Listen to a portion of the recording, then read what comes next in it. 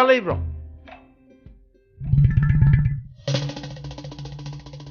ชิดเอามาตุรมมันนี่รวยระจัละไอ้น่ะตูบันนัดเตะค่อยป้าน่ะตูบันเนี่ยป้าดะหังงอองทั้งกบทุกปีเกียร์ป้าไม่ปวดลากขังกังไงจ้อง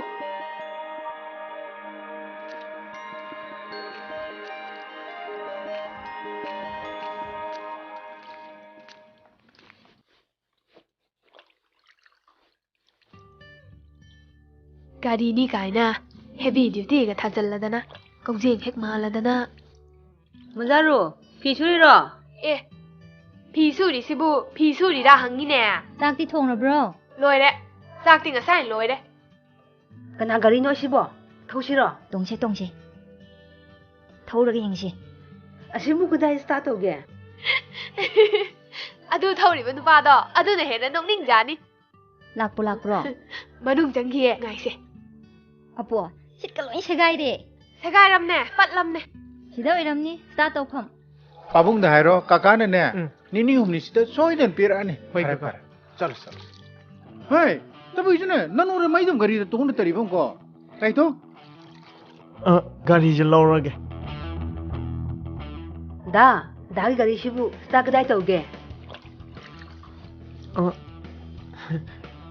ชิดตัววันได้การีที่โยยามไตโก้ได้เห็นชุลาวก็ได้การีที่ทบตั้มเก็บอ่ะเฮ้ยไอ้ฉันลังเฮ้ยจัลโลการีเช่มาสักสิ่งยามจันทร์เมื่อวานนี้เด้อ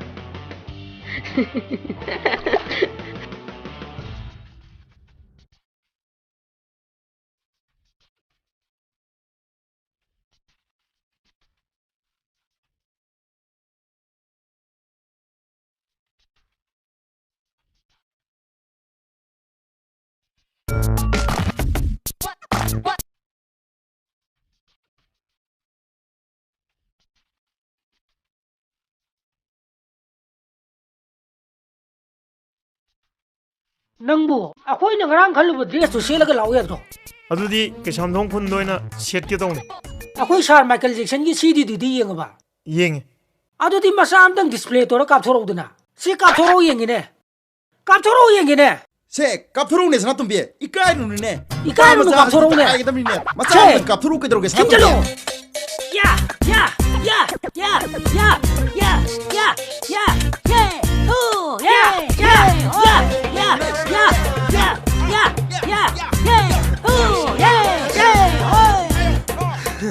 เฮ้ฮ่าอะตัวนี้นะเฮ้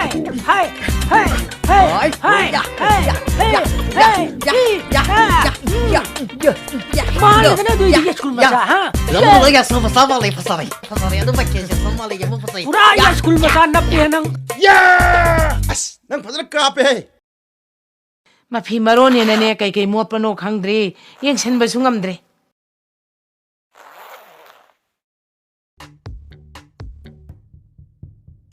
เอ๊ะไกลแต่คงก็สิไกลเป็นสิ่งเดียให้มาสิบุกไกลตรงนั้นด้วยนะชุกอำนาจทำมิสิบุมาป้าก็ซับเอ็มมาเนี่ยสิไกลตุกไกลไปสิอามาตะลังทุกเสียเด้อบ่มันจะรู้ฮันเดกกังไงเสียเวียนอามาไวร์ก็คุณทุนบ่คุยสิก็สินถุงน้ำประจัดใครสิจางกับผมจะรู้เสียคุยอินนี่เลยมวยคุณน่ะที่พันเอกชุยามใช่ไหมพันเอกชุขระยิงรู้เสียเลยดูเสียน้อยที่คุณยันเพียงนู่นน่ะซ้ำเสียมเลยหรือเปล่าไอ้เนี่ยจากกีฬาซ้ำจะเสียมเราไว้ที่ตาดีเนี่ยไอ้คนถึงก็ใส่จ่าลอยๆนั่นมันได้เก่าเลยอย่ามุ่งชนะจอบกี้มาสร้างนุปาดูหลักทีเนี่ยมากี่สิตุสุตูบุลอยระปนี่น้อยเนี่ยหลังนั้นมันตัวไหนใกล้ตัวนั้นหลักที่จ้าล้อ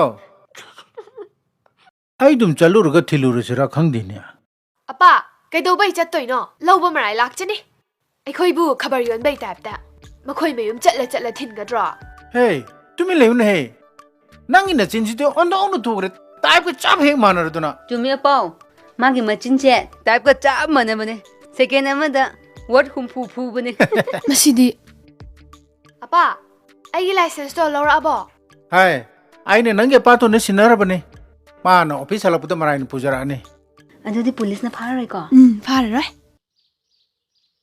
มา ꯏꯃꯥ ꯀꯩꯗꯧꯔꯦ ꯀꯔꯤ ꯍꯥꯏꯒꯦ ꯑꯩꯒꯤ ꯈꯪꯒꯥꯎ ꯐꯨꯔꯤꯠ ꯈꯔ ꯎꯄꯨ ꯃꯅꯨꯡꯗ ꯊꯝꯃꯝꯕꯗꯨ ꯎꯕ꯭ꯔꯥ ꯄꯨ ꯃꯅꯨꯡꯗ ꯍꯥꯏꯕꯗꯤ ꯅꯪꯒꯤ ꯁꯦꯒꯥꯏꯕꯁꯤꯡꯗꯨꯔꯣ ꯑꯗꯣ ꯀꯗꯥꯏ ꯊꯝꯒꯦꯕ ꯑꯃꯟꯕꯗꯨ ꯀꯩꯗ ꯁꯤꯖꯤꯟꯅꯒꯦ ꯍꯥꯏꯅꯣ ꯑꯩꯅ ꯃꯣꯔꯥ ꯌꯣꯟꯕꯤ ꯂꯥꯛꯄꯗꯨꯗ ꯃꯣꯔꯥꯒ ꯑꯣꯟꯊꯣꯛꯅꯈ꯭ꯔꯦ ꯑꯁ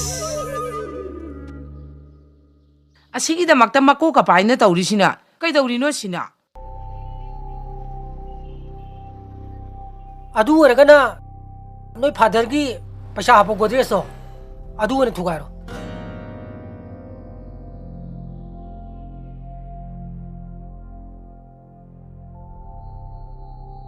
ꯇꯥꯏꯅꯧꯖꯥ ꯑꯩ ꯑꯗꯨ ꯉꯝꯗꯧ ꯃꯥꯟꯗꯦ ꯑꯩꯈꯣꯏ ꯄꯥꯎꯡꯒꯤ ꯎꯄꯨꯗꯨ ꯁꯣ 9 ꯂꯣꯜꯂꯦ ꯑꯗꯨ ꯑꯣꯏꯔꯒꯅ ꯅꯣꯏ ꯃꯥꯏ ꯁꯅꯥꯗꯣ ꯀꯣꯛꯁꯜꯂꯣ ꯀꯩꯅꯣ ꯁꯠꯄꯨ ꯁꯠꯇꯣꯛꯑꯗꯤ ꯄꯩꯁꯥ ꯈꯔꯗꯤ ꯐꯪꯅꯤꯗꯅ ꯑꯗꯨꯏꯗꯤ ꯅꯪꯒꯤ ꯄ꯭ꯔꯣꯕ꯭ꯂꯦꯝꯗꯨ ꯁꯣꯜꯕ ꯑꯣꯏꯔꯦꯗꯅ ꯁꯅꯥꯗꯨꯁꯨ ꯑꯔꯨꯞꯄꯅꯤ ꯗꯁꯥꯅꯤꯍꯦ ꯕꯦꯜꯇꯦꯛꯁꯀꯤ ꯑꯄꯥꯛꯄꯗꯨ ꯅꯠꯇ꯭ꯔꯣ ꯃꯗꯨ ꯁꯅꯥ ꯌꯥꯝ ꯃꯥꯟꯕꯅꯤꯍꯦ ꯑꯦ ꯀꯣꯐꯥꯏ ꯀꯣꯐꯥꯏ ꯅꯪ ꯏꯁꯩꯗꯣ ꯉꯥꯛꯇ ꯂꯦꯞꯄꯨ ꯀꯩꯗꯧꯔꯒꯦ ꯁꯣꯝꯗ ꯀꯣꯛ ꯊꯥꯗꯅ ꯇꯧꯔꯤꯁꯦ ꯈꯔ ꯈꯟꯗꯅ ꯈꯣꯠꯇꯅ ꯇꯧꯒꯦꯗꯤ ꯍꯥꯏꯗꯤ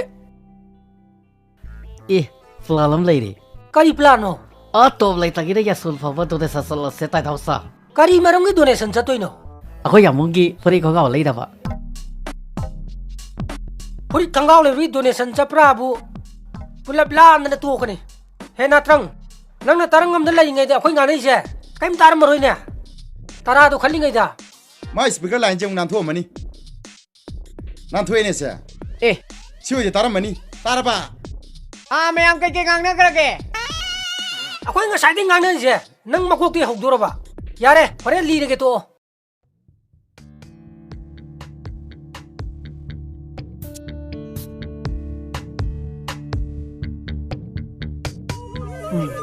ꯄ꯭ꯂꯥꯟ ꯑꯃꯗꯤ ꯂꯩꯔꯦꯁꯦ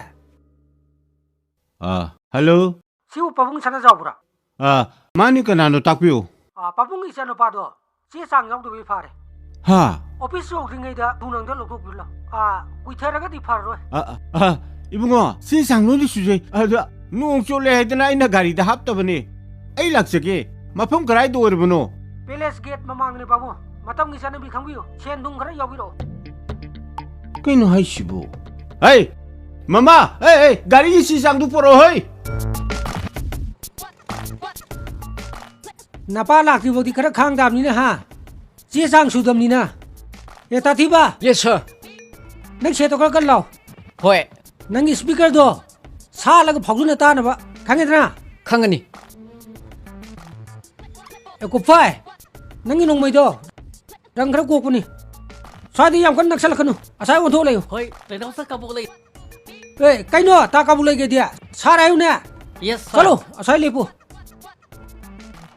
ꯑꯦ ꯁꯥꯊꯤꯕ ꯌꯦꯁ ꯁꯔ ꯅꯪ ꯋꯥꯖꯥꯎ ꯈꯔ ꯉꯥꯡ ꯇꯥꯕꯅꯤ ꯍꯣꯏ ꯉꯥꯡꯒꯦ ꯄꯩꯁꯥ ꯈꯔ ꯊꯣꯛꯅꯕ ꯌꯥꯏ ꯑꯣꯀꯦ ꯑꯣꯀꯦ ꯅꯪ ꯈꯪꯉꯦꯗꯅ ꯈꯪꯒꯅꯤ ꯅꯪꯅ ꯄꯪꯉꯗꯤꯕ ꯄꯩꯁꯥ ꯐꯪꯗ꯭ꯔꯦ ꯇꯥꯀꯕꯨ ꯂꯩꯅꯧꯖꯥ ꯂꯨꯄꯥ 1,000 ꯑꯃꯗꯤ ꯄꯥꯕꯨꯡꯗꯩ ꯂꯧꯖꯦ ꯍꯣꯏ ꯌꯥꯔꯦ ꯌꯥꯔꯦ ꯑꯩ ꯈꯪꯅ ꯇꯧꯔꯛꯑꯒꯦ ꯅꯪꯗ ꯃꯇꯧ ꯃꯥꯜꯍꯜꯂꯨ ꯑꯦ ꯆꯦꯛꯁꯤꯜꯂꯨꯀꯣ ꯌꯦꯁ ꯁꯔ ꯍꯦ ꯃꯄꯥ ꯂꯥꯛꯑꯦ ꯅꯣꯏ ꯄꯣꯏꯁꯟ ꯍꯦ ꯅꯈꯨꯠꯇꯨ ꯅꯀ꯭ꯔꯥ ꯑꯣꯟꯁꯤꯜꯂ ꯅꯅꯥ ꯄꯥꯏꯂꯨ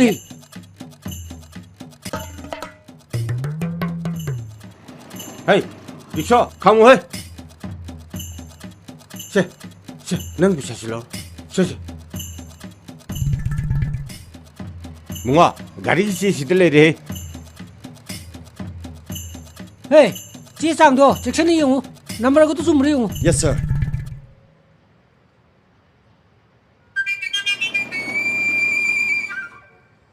ꯒꯥꯔꯤ ꯅꯝꯕꯔꯁꯤꯒ ꯏꯟꯖꯤꯟ ꯅꯝꯕꯔꯁꯤꯒꯕꯨ ꯆꯥꯟꯅꯗꯦꯅꯦ ꯄꯥꯕꯨꯡ ꯀꯔꯤꯅꯣ ꯅꯝꯕꯔ ꯍꯥꯏꯁꯤꯕꯣ 2 ꯃꯥꯜꯂꯤꯅꯦ ꯀꯗꯥꯏꯗꯒꯤꯅꯣꯗ ꯃꯤ ꯀꯝꯄꯅꯤꯗꯒꯤ ꯑꯍꯟꯕ ꯂꯩꯔꯤꯕꯅꯤ ꯃꯅꯤꯄꯨꯔꯗ ꯑꯍꯥꯟꯕ ꯇꯣꯡꯕꯁꯦ ꯑꯩ ꯃꯅꯤꯄꯨꯔꯗ ꯇꯣꯡꯉꯤꯁꯦ ꯒꯥꯔꯤ 4ꯅꯤꯀꯣ ꯑꯃꯅ ꯑꯩ ꯑꯍꯨꯝ ꯑꯃꯅꯅꯦ ꯕꯤꯍꯥꯔꯤ ꯄꯥꯟ ꯃꯅꯥ ꯌꯣꯟꯕ ꯀꯥꯡꯕꯨ ꯀꯣ ꯑꯗꯨꯏꯁꯨ ꯅꯝꯕꯔ 2 ꯃꯥꯜꯂꯤꯗ ꯄꯥꯕꯨꯡ ꯄꯤꯔꯣ ꯑꯩ ꯌꯦꯡꯒꯦ ꯏꯕꯨꯡꯉꯣ ꯆꯥꯟꯅꯔꯤꯁꯤꯗꯤ ꯌꯥꯔꯦ ꯄꯥꯕꯨꯡ ꯀꯩꯅꯣꯝꯇ ꯍꯥꯏꯒꯦ ꯀꯩꯅꯣ ꯏꯕꯨꯡꯉꯣ ꯁꯣꯝꯗ ꯑꯝꯇ ꯂꯥꯛꯑꯣ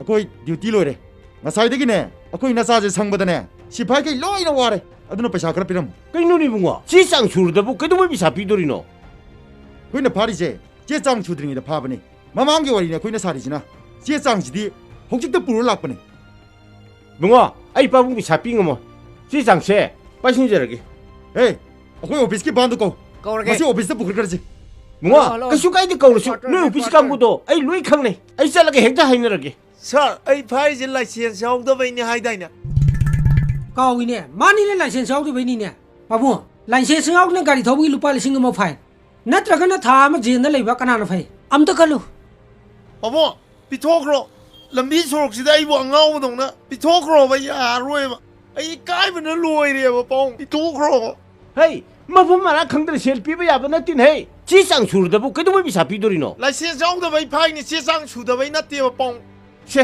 ꯕꯨꯡꯁꯦ ꯂꯨꯄꯥ ꯆꯥꯝꯃ ꯁꯤꯗ ꯄꯥꯕꯨꯡ ꯑꯗꯨ ꯈꯛꯇꯗꯤ ꯌꯥꯔꯣꯏ ꯑꯗꯨꯃꯥꯏꯅ ꯁꯦ ꯂꯧꯁꯤꯜꯂꯨꯅꯦ ꯑꯦ ꯄꯥꯕꯨꯡ ꯂꯤꯛꯀꯅꯨ ꯅꯆꯥ ꯅꯨꯄꯥꯁꯦ ꯑꯃ ꯄꯥꯟꯁꯤꯜꯂꯒ ꯊꯣꯛꯑꯦ ꯀꯥꯞꯊꯣꯛꯑꯗꯤ ꯍꯧꯖꯤꯛ ꯄꯥꯕꯨꯡ ꯄꯥꯕꯨꯡ ꯀꯣꯛ ꯄꯤꯊꯣꯛꯈ꯭ꯔꯣ ꯀꯩꯗꯧꯔꯒꯦ ꯄꯥꯕꯨꯡ ꯑꯩ ꯆꯥꯛ ꯌꯥꯝ ꯂꯥꯝꯃꯦꯕ ꯄꯤꯊꯣꯛꯈ꯭ꯔꯣꯕ ꯄꯥꯕꯨꯡ ꯏꯀꯥꯏꯕꯅ ꯂꯣꯏꯔꯦꯕ ꯂꯝꯕꯤ ꯃꯌꯥꯁꯤꯗ ꯑꯁ ꯍꯧꯖꯤꯛꯄꯨ ꯑꯩꯕꯨ ꯂꯨꯄꯥ 1,000 ꯄꯤꯕ ꯇꯥꯔꯤꯕ꯭ꯔꯥ ꯇꯧꯔꯤꯁꯤꯕꯣ ꯑꯩꯒꯤ ꯏꯆꯥ ꯅꯨꯄꯥꯗꯣ ꯒꯥꯔꯤꯒꯤ ꯆꯦ ꯆꯥꯡ ꯁꯨꯗꯦꯗꯅꯅꯦ ꯅꯣꯏꯒꯤ ꯊꯅꯥꯕ꯭ꯔꯥ ꯇ꯭ꯔꯥꯐꯤꯛ ꯑꯦꯕ꯭ꯔꯥꯗꯨꯅ ꯐꯥꯔꯦ ꯁꯥꯎꯅꯤꯡꯗꯅ ꯉꯔꯥꯡꯅꯦ ꯆꯥꯛꯀ ꯑꯃꯠꯇ ꯆꯥꯗ꯭ꯔꯦ ꯑꯩ ꯆꯥꯛꯀ ꯊꯣꯡꯉꯗꯣꯏꯅꯤ ꯅꯪꯒꯤꯗꯣ ꯀꯌꯥ ꯇꯥꯔꯦ ꯁꯦ 5,000 ꯂꯧꯔꯁꯦ ꯑꯩꯈꯣꯏ ꯃꯄꯥ ꯃꯆꯥꯗꯣ ꯑꯩꯅ ꯆꯠꯈꯤꯕꯗꯅꯦ ꯂꯩꯔꯝꯗꯕ ꯀꯩꯅꯣ ꯈꯪꯗꯦ ꯑꯩꯅꯦ ꯆꯥꯛꯀ ꯑꯃꯠꯇ ꯊꯣꯡꯗ꯭ꯔꯤꯕꯅꯤ ꯁꯦ ꯈꯔ ꯊꯨꯕꯤꯔꯣ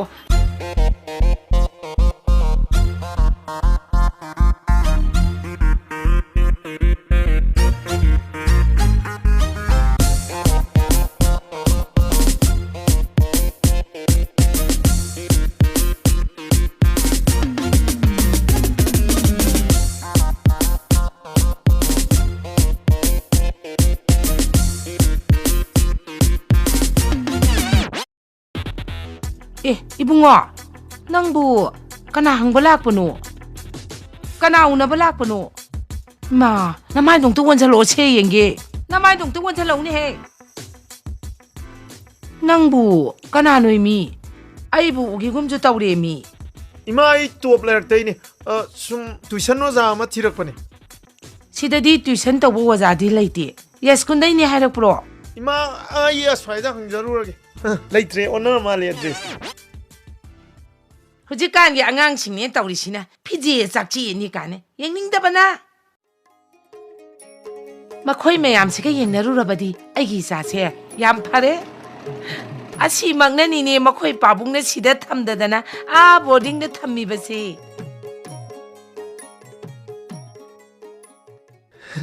ꯑꯩꯁꯤ ꯌꯣꯗꯤ ꯇꯥꯔꯖꯥꯠꯅꯤ ꯑꯩꯈꯣꯏ ꯃꯥ ꯃꯁꯛ ꯈꯪꯗ꯭ꯔꯦ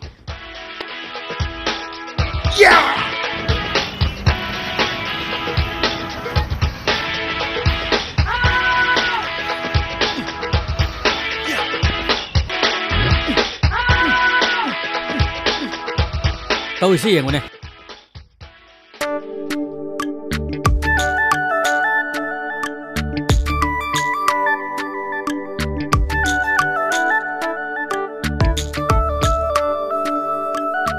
아빠, 마침 대리네. 야스쿨 마차 만데?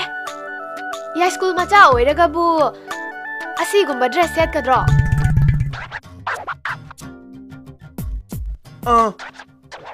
ꯅꯣꯏ ꯀꯀꯥ ꯂꯩꯈꯤꯕ꯭ꯔꯣ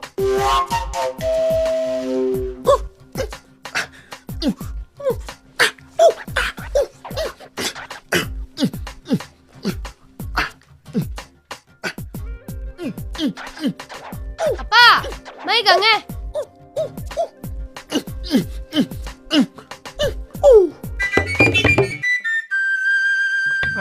이번 ꯀꯩ ꯍꯥꯏꯗꯧꯕ ꯀꯀꯥ ꯑꯩꯒꯤ ꯒꯥꯔꯤꯒꯤ ꯁꯤꯠ ꯑꯃ ꯍꯣꯠꯂꯝꯕꯗꯨ ꯂꯣꯏꯈ꯭ꯔꯕꯣ ꯀꯔꯝꯕ ꯒꯥꯔꯤꯒꯤ ꯁꯤꯠꯅꯣꯅꯦ ꯍꯦꯚꯤ ꯗ꯭ꯌꯨꯇꯤꯒꯤ ꯕꯥꯏꯛꯇꯣ ꯍꯦꯚꯤ ꯗ꯭ꯌꯨꯇꯤꯒꯤꯗꯤ ꯌꯥꯏꯁ꯭ꯀꯨꯜꯗꯒꯤꯅꯤ ꯅꯪꯒꯤꯗꯨꯅ ꯀꯔꯝꯕꯅꯣ ꯀꯀꯥ ꯌꯥꯏꯁ꯭ꯀꯨꯜꯒꯤꯗꯨꯅꯦ ꯌꯥꯃꯨꯡ ꯁꯅꯥꯖꯥꯎꯕꯒꯤ ꯃꯆꯥꯅꯨꯄꯥꯗꯤ ꯑꯃꯈꯛꯇꯤꯅꯦ ꯍꯦꯛꯇ ꯅꯍꯥꯟ ꯂꯥꯛꯑꯝꯕ ꯏꯕꯣꯗꯨꯅ ꯀꯅꯥꯅꯣ ꯅꯍꯥꯟ ꯂꯥꯛꯑꯝꯕꯗꯨꯁꯨ ꯑꯩꯅꯤ ꯀꯀꯥ ꯍꯥꯏ ꯅꯪꯒꯤ ꯁꯤꯠꯇꯣ ꯂꯣꯏꯕ ꯀꯨꯏꯔꯕꯅꯤ ꯂꯧꯕ ꯂꯥꯛꯇꯗꯨꯅ ꯀꯩꯗꯧꯔꯕꯅꯣ ꯍꯥꯏꯕꯅꯤ ꯑꯣ ꯂꯩꯔꯝꯃꯣ ꯂꯧꯔꯨꯒꯦꯀꯣ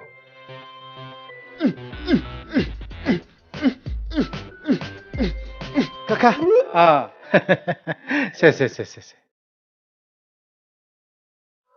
ꯀꯀꯥ ꯀꯌꯥ ꯂꯨꯄꯥ 200 ꯈꯛ ꯊꯅꯝꯃꯨ ꯌꯥꯔꯦ ꯌꯥꯅꯤ ꯀꯀꯥ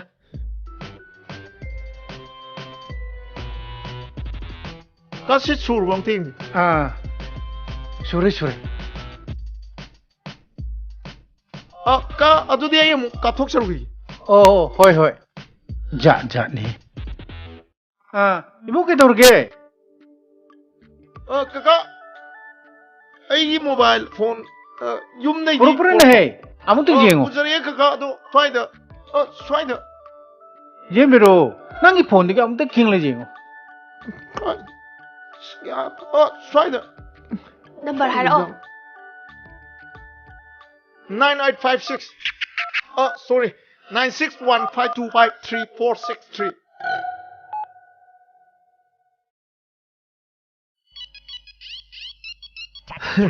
ꯃꯁꯤꯗꯤ ꯑꯣꯟꯊꯣꯛꯄꯅꯤꯗ ꯑꯩ ꯀꯟꯐ꯭ꯌꯨꯁ ꯇꯧꯏꯖꯥꯅꯤꯀ ꯍꯣꯏ ꯍꯣꯏ ꯍꯣꯏ ꯀꯥ ꯊꯦꯡꯛ ꯌꯨ ꯀꯥ ꯑꯩ ꯑꯃꯨꯛ ꯀꯥꯞꯊꯣꯛꯎꯒꯦ ꯀꯥ ꯄꯁꯛ ꯑꯁꯤꯒ ꯇꯧꯔꯤꯁꯦ ꯖꯥꯠ ꯖꯥꯠꯅꯤ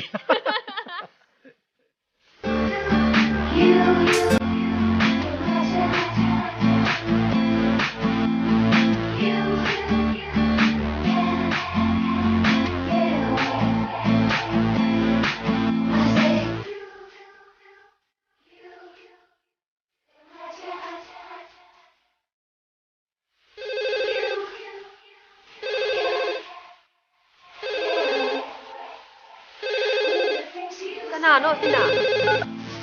Hello? Kana? ꯑꯩꯅꯦ Aidi kanano? Number khangde? ꯌꯥꯏꯁ꯭ꯀꯨꯜꯒꯤ ꯄꯥꯈꯪ He, nang aigi number se kanadagi lauriba? ꯑꯩ ꯅꯪꯒꯤ ꯅꯝꯕꯔꯁꯦ ꯀꯅꯥꯝꯇꯗꯩ ꯂꯧꯗꯦ Adudi nang aigi number se kamai khangiba? ꯅꯪꯒꯤ ꯕꯣꯗꯥꯅ ꯑꯩꯒꯤ ꯏꯌꯥꯔꯁꯦꯜꯗ ꯇꯨꯃꯤꯟꯅ ꯃꯤꯁ ꯀꯣꯜ ꯄꯤꯔꯛꯑꯦ Ipang pang mamalaga chalak yam haine.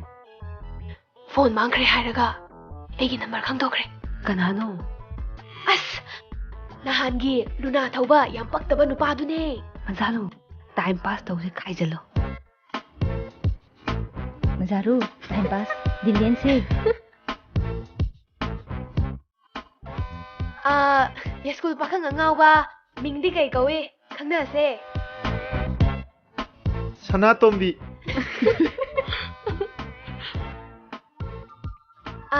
ꯁꯅꯥꯇꯣꯝꯕꯤ ꯍꯥꯏꯕꯗꯤ ꯐꯖꯗꯦ ꯅꯪꯒꯤ ꯃꯤꯡꯗꯣ ꯌꯣ ꯁꯅꯥꯇꯣꯝꯕꯤ ꯀꯧ ꯑꯗꯨꯅ ꯄꯛꯆꯅꯤ ꯍꯣꯏ ꯌꯣ ꯁꯅꯥꯇꯣꯝꯕꯤ ꯌꯣ ꯁꯅꯥꯇꯣꯝꯕꯤ ꯑꯩꯈꯣꯏ ꯏꯃꯥꯟꯅꯕꯤꯁꯤꯡꯅ ꯅꯪꯕꯨ ꯃꯁꯛ ꯈꯪꯅꯒꯦꯌꯦ ꯈꯪꯅꯒꯦꯔꯥ ꯈꯪꯅꯁꯦ ꯍꯥꯏꯌꯣ ꯈꯪꯅꯒꯦ ꯍꯥꯏꯌꯣ ꯍꯣꯏ ꯍꯥꯏꯌꯣ ꯈꯪꯅꯒꯦ ꯍꯦ ꯌꯥꯏꯁ꯭ꯀꯨꯜꯒꯤ ꯄꯥꯈꯪꯁꯦ ꯑꯩꯈꯣꯏꯅ ꯃꯁꯛ ꯈꯪꯗꯕ ꯂꯩꯇꯦ ꯅꯪꯅ ꯉꯥꯏꯔꯦ ꯈꯪꯗꯕ ꯍꯣꯏ ꯑꯩꯗꯤ ꯌꯨꯝꯗ ꯀꯌꯥ ꯂꯩꯇꯦ ꯑꯗꯨꯅꯅꯦ ꯑꯗꯨ ꯐꯣꯟꯗ ꯋꯥꯔꯤ ꯁꯥꯟꯅꯕꯗꯤ ꯀꯥꯟꯅꯗꯦ ꯁꯛ ꯐꯖꯅ ꯈꯪꯅꯁꯦ ꯅꯨꯃꯤꯠ ꯑꯃ ꯍꯥꯏꯔꯣ ꯍꯦ ꯍꯌꯦꯡ ꯎꯅꯁꯦ ꯍꯥꯏꯌꯨꯅꯦ ꯊꯨꯖꯜꯂꯨꯅꯦ ꯀꯩ ꯍꯥꯏꯗꯣꯏꯅꯣ ꯇꯅꯧꯁꯥ ꯍꯥꯏꯔꯣ ꯃꯖꯥꯔꯨ ꯑꯝꯇ ꯄꯥꯏꯍꯜꯂꯣ ꯑꯩꯈꯣꯏꯗꯤ TGꯗ 11 class tammi ꯅꯪꯗꯤ ꯀꯗꯥꯏ ꯇꯝꯒꯦ ꯑꯩꯗꯤ ꯅꯣꯕꯣꯗꯤꯌꯥꯗ 12 ꯑꯦꯛꯖꯥꯝ ꯄꯤꯔꯝꯃꯒ ꯔꯤꯖꯜ ꯉꯥꯏꯔꯤ ꯑꯩꯈꯣꯏ ꯎꯅꯕꯒꯤ ꯃꯇꯝꯗꯣ ꯏꯃꯥꯟꯅꯕꯤ ꯃꯌꯥꯝ ꯈꯟꯅꯔꯒ ꯍꯥꯏꯔꯛꯑꯒꯦ ꯊꯝꯃꯒꯦ ꯕꯥꯏ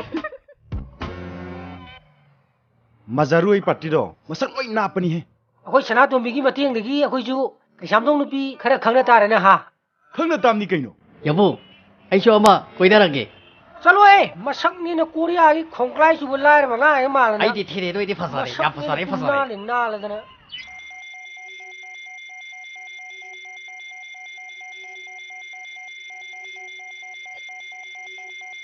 ꯑꯦ ꯃꯁꯤ ꯇꯠꯂꯝꯃꯅꯤ ꯑꯝꯇ ꯌꯦꯡꯉꯨ ꯇꯠꯂꯦꯅꯦ ꯇꯥꯔꯕ ꯑꯁ ꯈꯝꯄ꯭ꯔꯦꯛ ꯈꯪꯉꯦꯍꯦ ꯅꯨꯡꯉꯥꯏꯅꯩꯗꯨ ꯀꯩꯅꯣ ꯀꯩꯀꯩ ꯍꯥꯏꯅꯈ꯭ꯔꯒꯦ ꯑꯩꯈꯣꯏꯗꯤ ꯀꯩꯁꯥꯝꯊꯣꯡ ꯂꯩꯁꯥꯕꯤ ꯈꯪꯅꯔꯅꯤ ꯑꯗꯨꯒ ꯀꯣꯏꯅꯔꯅꯤ ꯀꯣꯏꯅꯔꯣ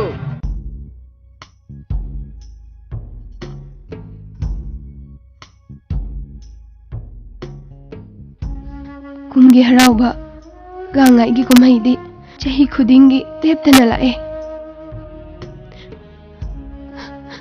ꯑꯗꯨꯕꯨ ꯃꯥ ꯅꯪꯗꯤ ꯅꯆꯥ ꯑꯩꯕꯨ ꯊꯥꯗꯣꯛꯇꯨꯅ ꯆꯠꯈꯤꯕ ꯅꯨꯃꯤꯠꯇꯗꯒꯤ ꯅꯆꯥ ꯑꯩꯒꯤ ꯏꯃꯥꯡꯗ ꯑꯃꯨꯛ ꯍꯟꯅ ꯂꯦꯞꯂꯗ꯭ꯔꯦ ꯃꯥ ꯅꯪꯒꯤ ꯅꯨꯡꯁꯤꯔꯕ ꯁꯛꯇꯝ ꯑꯁꯦ ꯌꯦꯡꯖꯕ ꯅꯠꯇꯅ ꯅꯪꯒꯤ ꯅꯨꯡꯁꯤꯔꯕ ꯈꯣꯟꯖꯦꯜ ꯇꯥꯕ ꯐꯪꯗ꯭ꯔꯦ ꯑꯩꯅ ꯄꯤꯛꯂꯤꯉꯩ ꯏꯃꯥ nang aigi kut sambiduna kang aigi kumai yengba pubibado. Taidodi chumabro. Chumme yamo. Sanatombi di 87% jatna first division na pass tawre yamo. Ha. 87% first division. As aisu ngasai na haige tawromini. Ada ate khoi staff singi chumji hingaida ai kauraba yamo. Nasan pare kamai tawre. As khangde da yamo. Uchin na chinna third division da di yaure yamo. Pare. Hey, mama. Satumbi. Mama. Hey, Satumbi. Laun he. Hey, Kedore pong. nang parikha pass tawre. Ma. Isa pass tawre. First division. 87%. Isore bungo. Hey, Nang isa bu mama. thangjan biri. Ai se isuna thaujan biri. Ai ni ningba thungle. Hey, isa se doctor tamun ga doribini. Hey, doctor hindaba yade ko. Hojiti entrance sound ba kan honaro. Hoi pong na. Doctor da haile. Aina laing makhatam dagi khali. Hey, nang bu doctor mu hin ba bese. Ipagi wasak ni nei. Nang gi din nabo. Ai gi madu. Babung na paisa pai da ba phibam cha da ba dagi. Ningthi na layeng bang mo da ba dagi. Nganta na lekhi da bani nei.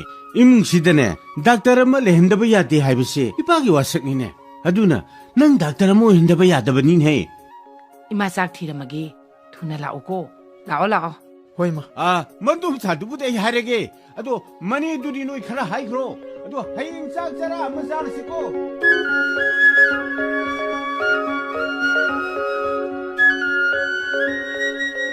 Adu erdi. Ima dagi paisa khara logde ade. Ima. Kari haige. Akhoi no bodia party. Pekha pass sawi saksana ji. Adu lupa lising amamam khainei ba. Adu piwa haye daun. Parikha pass tawbagi. Hoi ma. Ima pigi. Nang pabung tahlo nuko. Hoi ma. Ima pigi.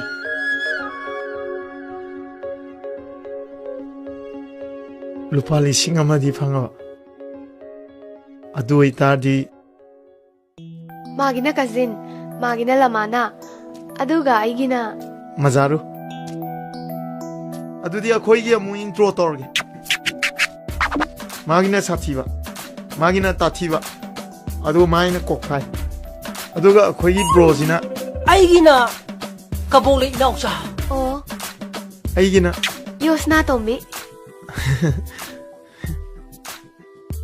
Mingdi noi party se. Pura pure maitai ni. Aduga dress na foreign gi. Ado noi londa aina nambu nungsi habje kai haige. Lekai thangnana leiraga adubo khangnaba. Aina nangbu nungsi haibadine. Airui nangta jene. Airui nanta jenai. Akhoi friend Sanatom bigi exam pass to bugi. Nungai phongdok bagi party sidi isa na chaning bakhalaga order ek to piro. Yabu ekoi di saroidro order to roidro.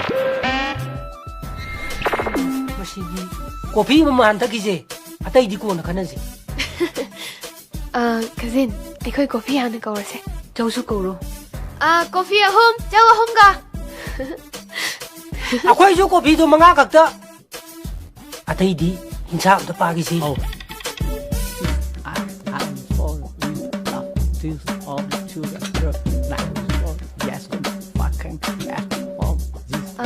Chau do khara thubiro.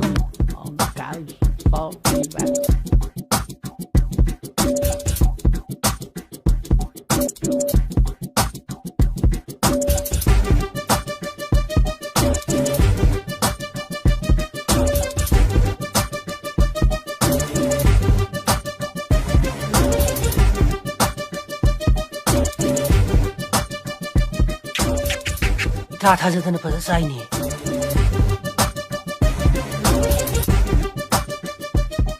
Adudi akhoi amuk ice cream amuk kaurasira. Yaya kausi. Chatok. Ice cream ahom amga. Tainong cha. Hoji phomona sai se kya mu tar mane. Aina sum chawra na hot pada. Ice cream ga sup ko yaw de bidal palising amadi he.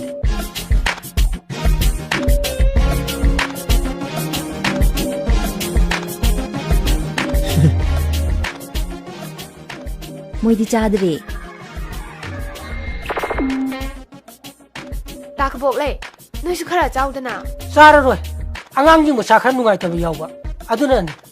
Dasani. Tainau sa. Kazin se fa ba. Haibiya ba. ꯈꯨꯅꯤꯡꯅꯤꯅ ꯂꯦꯡꯁꯤꯜꯂꯛꯇꯅ ꯁꯣꯝꯗ ꯍꯤꯡꯆꯥꯞ ꯁꯦꯟꯅꯕꯒꯤ ꯃꯊꯥ ꯁꯥ ꯂꯩ ꯀꯥꯟꯁꯤꯗ ꯑꯁ ꯍꯥꯎꯋꯦ ꯇꯥꯏꯅꯣꯡꯆꯥ ꯄꯩꯁꯥ ꯑꯍꯦꯟꯕ ꯌꯥꯎꯕ꯭ꯔꯣ ꯗꯁꯥꯅꯤ ꯀꯗꯥꯏꯗꯒꯤ ꯆꯤꯛꯀꯤ ꯑꯃ ꯌꯥꯎꯗꯦ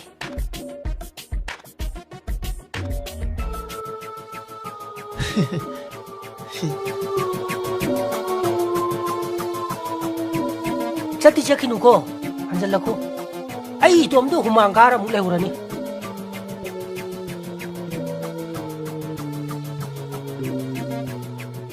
ꯑꯁ ꯀꯃꯥꯏ ꯇꯧꯅꯤ ꯁꯤꯗꯤ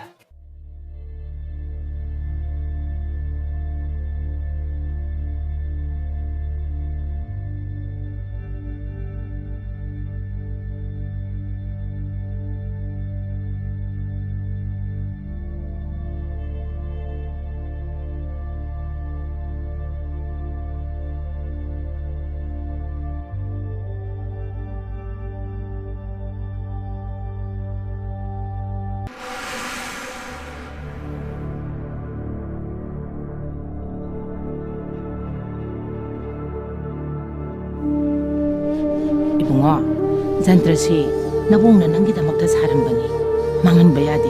섹신나 타먹고.